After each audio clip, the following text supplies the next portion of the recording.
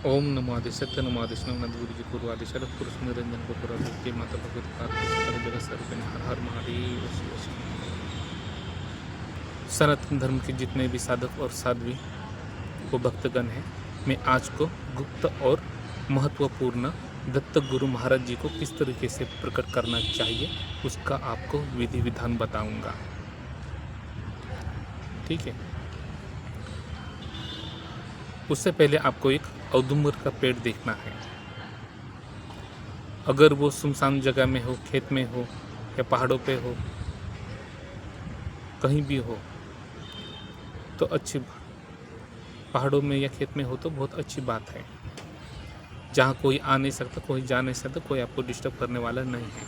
या अगर आपके घर के सामने हो औदुंबर का पेड़, अगर आपके घर के सामने हो या आपके घर के खेत में हो, फिर तो उसमें और भी अच्छी बात है, क्योंकि आपको रोक टोक करने वाला कोई भी नहीं। अगर आपको दत्त गुरु को साक्षात प्रत्यक्ष रूप में प्राप्त करना है, प्रकट करना है, हर प्रकार की दिव्य भाषा जानना है, हर प्रकार की समझ रखना है, हर प्रकार का तंत्र ज्ञान रखना है, हर प्रकार की सिद्धियां जो प्राप्त करनी है, तो दत्त महाराज जी को किस तरीके से आप प्रकट करें और किस तरीके से करना चाहिए उसका मैं विधि विधान आपको बताने वाला हूँ। सबसे पहले आपको क्या करना है, आपको औदुंबर का पेड़ देखना है, जहाँ कहीं भी हो वहाँ जाना है और आपको पहले दिन वहाँ पे जल चढ़ाना है और वहाँ पे आपको 11 अगरबत्ती लगाना है जल चढ़ाने के बाद, और उनको हल्दी, कुमकुम और अक्षदा आपको अर्पित करना है। और अक्षदा यानी चावल, अखंड चावल रहने चाहिए, जो है वो अक्षदा उनसे अर्पित करें। उन्हीं को दत्त गुरु माने और उनसे कहें कि हे प्रभु, हे गुरुदेव दत्त, मैं आपको प्राप्त करना चाहता हूँ। जो भी आपका उद्देश्य है वो कहें, किस लिए प्राप्त करना चाहते हो, क्यों प्राप्त करना चाहते हो, और जो भी आपको चाहिए वो स्पष्टीकरण में उन्हें कहना है। मुझे हर प्रकार की सिद्धियाँ चाहिए, मुझे आप चाहिए या क्या चाहिए वो आपके ऊपर निर्भर है। हर बात आपको स्पष्टीकरण में कहना है और मैं कल से आपकी साधना करने वाला हूँ। फिर आप किस समय वहाँ जाकर साधना करेंगे, किस समय नहीं, वो भी बात आपको बताना है। ठीक है, वो भी बात आपको बताना है। तो फिर उस वक्त आप क्या करें, आपको करना है कि आपको उस पेड़ के चारों जगह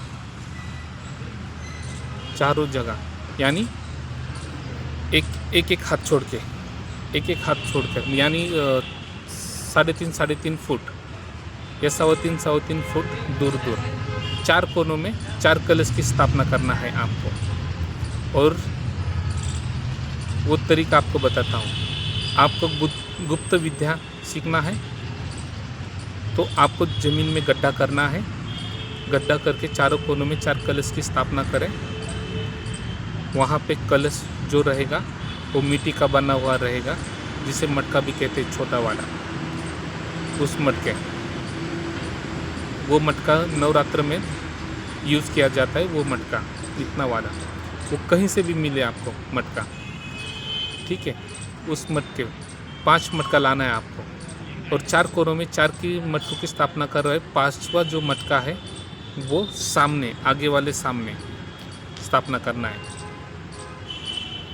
ठीक है, पेड़ को बीचों बीच रखना है और आगे स्थापना करना है वहाँ पर। फिर आपको क्या करना है, गड्ढा ऐसा बनाए कि उस कलश के सामने आप जोत रख सके। उस गड्ढे में आपको गुप्त तरीके की अनेक प्रकार की सिद्धियां आपको प्राप्त हो जाएगी अगर आप गड्ढा करते हैं। फिर आप अगर गड्ढा करना नहीं चाहते, लोगों के सामने तब करना चाहते हैं, तो फिर वो सब कलश आपको ऊपर रखना है। पर मेरे ख्याल से जितना गुप्त रहे वो सबसे महत्वपूर्ण रहता है। जितना गुप्त रहे वो गुप्त बहुत ही महत्वपूर्ण रहता है। फिर आप सोचिए, आपको कलश ऊपर रखना है या नीचे। उस कलश के नीचे कुछ भी नहीं रखना है आपको। उस कलश की स्थापना किस तरीके से करना है वो आपको बताता हूँ। नारियल लेना है, लाल धागा रहता है या पीला धागा, उस धागा को आपको क्या करना है, नारियल को पकड़ के नारियल को ऐसे 5 बार लपेटना है, और जो मटका होता है उसके मुख को भी 5 बार लपेटना है, और गांठ नहीं लगाना है, आपको गांठ नहीं मारना है। तो फिर आप क्या करें, ऐसे 5 ही नारियल को करें और 5 जो घड़ा रहता है मिट्टी का उसे करें। उसे करने के बाद आपको क्या करना है, उस वक्त उस घड़े को करने के बाद आपको उसमें एक हल्दी का टुकड़ा जो रहता है, जो ऐसे बीच में थोड़ा सा आधा बाहर आया हुआ, वैसे हल्दी, उसे हर एक में एक हल्दी का टुकड़ा डालना है, हर एक में एक सुपारी आपको डालना है, और हर घड़ा में आपको 1 रुपया डालना है, और उसमें दूर्वा भी डालना है, और दूर्वा वगैरह और इत्तर भी डालना है, सुगंधित अत्तर उसमें, और जो गुलाब पानी है वो भी डालना है, गंगा जल है वो भी डाला तो भी अच्छा रहेगा। फिर उस घड़े को आपको क्या करना है, वो सब घड़े में डालने के बाद आपको ये करना है कि उस घड़े में हल्दी, गंगा माता को हल्दी, कुमकुम, अक्षदा, फूल अर्पित करना है जो घड़े में है। तो वो करने के बाद, अर्पित करने के बाद उसके ऊपर नारियल रख के नीचे आपको उसकी स्थापना करनी है। जहाँ जहाँ आपने गड्ढा बनाया है वहाँ स्थापना करना है। अगर आपने गड्ढा नहीं बनाया है तो ऊपर, अगर ऊपर आप रखोगे तो ऊपर आपको स्थापना वैसा ही करना है पेड़ के। फिर आपको क्या करना है, वहाँ आपको अनुष्ठान में जब बैठना है, आपको पहले दिन आपको वो बताना है कि किस वक्त बैठने वाला हूँ, उस वक्त ये सब तैयारी करें। फिर आपको ये सब तैयारी करने के बाद आपको क्या करना है, आसन में आपको काला कंबल रखना है। काला कंबल रखा तो भी चलेगा, या पीला आसन रखा तो भी चलेगा, लाल आसन रखा तो भी चलेगा, या बोरी का आसन रहा तो भी चलेगा, उसका बड़ा आसन रहा तो भी चलेगा। उस जगह आपको या फली जो खील वाली जो रहती है आसन, वो भी रहेगा तो भी चलेगा।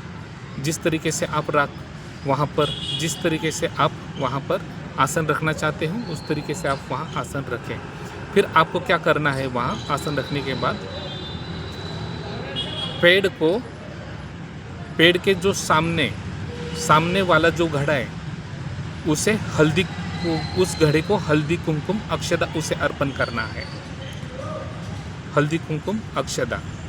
आपको फिर क्या करना है, पूजा करते समय पहले पेड़ को हल्दी, कुमकुम, अक्षदा ये करना है। हर कलश में, एक कलश में भस्म डालें। सफ़ेद भस्म होगा तो भी चलेगा, या 52 प्रकार के फूलों का भस्म होगा तो भी चलेगा, या 16 प्रकार के फूलों का भस्म होगा तो भी चलेगा, या जो खेत में गाय जाते हैं चरने के लिए उनका गोबर का भस्म रहेगा तो भी चलेगा, या 22-21 प्रकार के जड़ी बूटी के वनस्पति का भस्म आप लोगों ने बनाया तो भी चलेगा। तो वो भस्म आपको एक घड़ा में भस्म लगाना है, एक घड़ा में आपको सिंदूर लगाना है, एक घड़ा में आपको कुमकुम लगाना है, एक घड़ा में आपको हल्दी लगाना है। ऐसे 5 प्रकार के हर एक कलश पे आपको रखना है। 5 प्रकार के कलश रखे, उन पाँच ही घड़ा जो घड़ा है उन्हें 5 प्रकार के फल अर्पित करें। हर एक घड़ा में एक फल रखने के बाद जब साधना में आप बैठोगे तो आपको हर दिन आपको 5 फल अर्पित करना है। अगर आप हर दिन 5 फल अर्पित नहीं कर सकते तो जो भी खाना आप पकाएंगे उन्हें अर्पित करना है। अर्पित कैसा करना है, जो आप थाली खाओगे वही थाली उनको पहले देना है। वहाँ जाके आप गुरु महाराज जी आप ये अन्न जो है उसे ग्रहण कर लें। और आपको बैठना कहाँ है, जब आप 3-3 फुट जब बाहर आप ये रखोगे चौका, पेड़ के दूर दूर आप गड्ढा करोगे और बीच में आपको रहना है, तो आपका जो मुख वाला जो भाग है यानी सामने वाला वो पेड़ की तरफ करना है।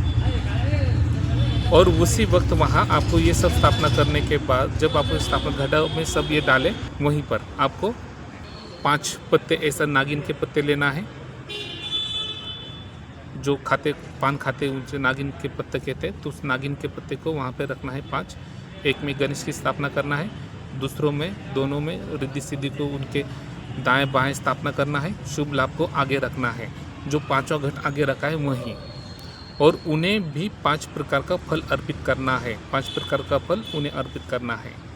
रिद्धि सिद्धि उनको हल्दी कुमकुम अर्पण करना है और गणेश जी को सिंदूर अर्पण करना है।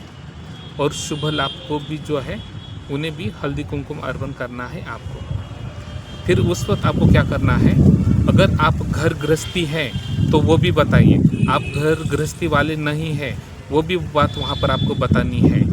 और आपको किस तरीके से सिद्धियाँ प्राप्त करनी है, किस तरीके से सिद्धि प्राप्त नहीं करनी, या आपको दत्त गुरु को प्राप्त करना है और किस भाव में प्राप्त करना है, किस रूप में प्राप्त करना है, वो आपको जल लेके संकल्प करना है।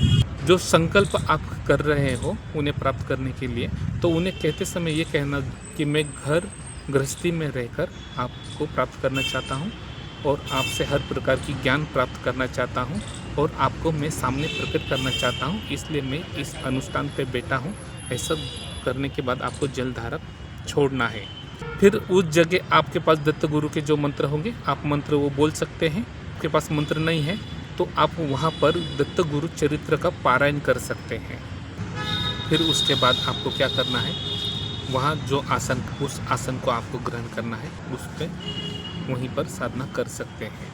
तो साधना करने का जो टाइम और जो समय है आप ध्यानपूर्वक सुने। और कितने दिन अनुष्ठान करना चाहिए आपको, अगर दत्त गुरु जी को प्राप्त करना है घन रूप में एकदम सामने, ठीक है, तो आपको 3.25 महीना हर एक के कर्म फल के हिसाब से निर्धारित रहता है। उसे कब प्राप्त होगी, कैसे प्राप्त होगी। जब हमारे सामने कोई शिष्य साधक आ जाते हैं तब हमें पता चलता है कि इसे कब प्राप्त होगी और कब नहीं होगी। इसीलिए आप 3.25 महीने का वहाँ पर आपको अनुष्ठान करना है, पारायण करना है। उसमें आपको बहुत कुछ मिलेगा, मैं बता नहीं सकता। ऐसे ऐसी अनुभूति आपको आएगी, ऐसे ऐसे सिद्धियाँ आपको मिलेगी, ऐसी ऐसी शक्तियाँ आएगी। और इन सब शक्ति को मोह न जाकर आपको खाली यही ध्यान में रखना है कि मुझे दत्त गुरु प्रभु चाहिए। जिस साधक को दत्त गुरु चाहिए वो, जब आप इस सिद्धि में, इस विधान में बैठोगे आप, तो क्या होगा वहाँ पर कि अनेक प्रकार की दिव्य ताकत आएंगी, अनेक प्रकार की शक्तियाँ आ जाएंगी। और वो शक्तियाँ क्या करेंगी आपको, जो है वो शक्तियाँ क्या करेंगी आपको, जो है विचलित करेंगी। और विचलित इसलिए करेंगी कि आप इस विधान में बैठे हो। अगर गुरु के सानिध्य में रहते हो तो इतना कुछ नहीं होगा। अगर आप खुद कर लेते तो अनेक अनुभूति आती है। उसमें अनुभूति आपको इस प्रकार की आएगी, कभी कभी सोते समय आपको कोई तो खींच कर लेकर जाएगा, कोई आएगा तो सोते समय आपको उठाएगा, कोई आपको सोते समय आपके जीव आत्मा को उठा कर ले जाएगा और ज्ञान प्रदान करेगा। दिव्य ऊर्जा, जब आप सोओगे तो कभी कभी दिव्य ऊर्जा आती है शरीर में, जो हमारी जीव आत्मा और दिव्य आत्मा का जब मेल होता है और मेल होने लगता है, तब शरीर में अनेक प्रकार की अनुभूतियाँ शुरू हो सकती है। अनेकों प्रकार की झर्र से करंट जैसा महसूस होना, शरीर में कंपन महसूस होना, थरथर महसूस होना, जैसे सर भारी होना, शरीर में पूरा ऐसा मतलब भारीपन आना आपको होगा। भारीपन मतलब एकदम भारीपन आना, ऐसा सब आपको वहाँ पर आपको ये सब चीज़ें महसूस होगा। और ये अनुभूति आपको किसी को शेयर नहीं करना है और किसी को आपको बताना नहीं है। जब आप विधि विधान के लिए बैठोगे तो ध्यानपूर्वक बैठना। अगर आप मेरे सानिध्य में पूजा में नहीं हो, आप आपके खुद की जिम्मेदारी पर कर रहे हो, तो ये विधि विधान करें, क्योंकि खतरनाक विधि विधान है।